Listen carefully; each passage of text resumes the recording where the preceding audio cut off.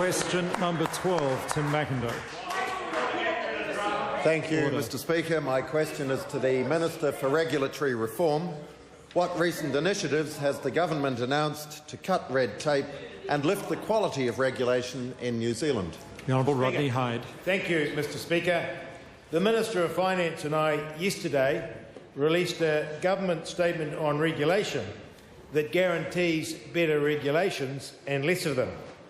Specifically, this government will, 1, introduce new regulation only when we are satisfied that it is required, reasonable and robust, and 2, review existing regulation in order to identify and remove requirements that are unnecessary, ineffective or excessively costly.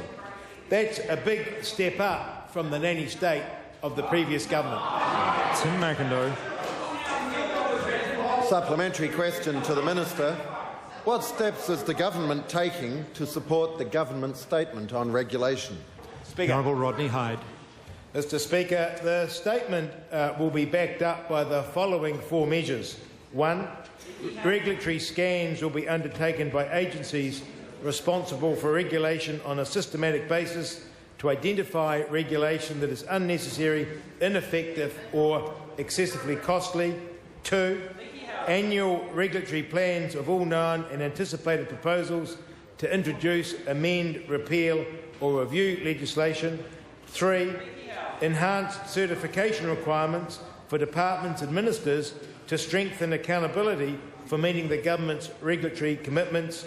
And 4, post-implementation reviews proposals that are formally assessed by the Treasury's Regulatory Impact Analysis team as inadequate.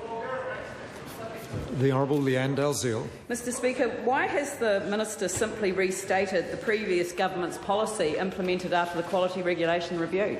The Honourable Rodney Hyde. I have to say I don't begin to understand why the previous minister would think this is anything like what the previous government actually undertook.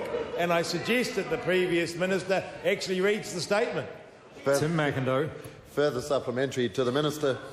What other steps is the government taking to cut red tape and lift the quality of regulation in New Zealand? The Honourable Rodney Hyde. Mr Speaker, the government has also established a regulatory responsibility task force to recommend changes to the Regulatory Responsibility Bill aimed at increasing accountability and transparency around lawmaking. The task force is due to report in September 2009, and once again I'm looking forward to Leanne Dalziel and the Labor Party's support for this measure too. The Honourable Leanne Dalziel. Mr Speaker, does reasserting Kiwi values like individual autonomy and responsibility mean that he thinks the owners of leaky buildings and investors in failed finance companies should take personal responsibility for the consequences of their investments? And if so, what protection does he think it is appropriate for the government to offer through regulation? The Honourable Rodney Hyde. Thank you, Mr Speaker. No, I don't. But what I do know is that New Zealanders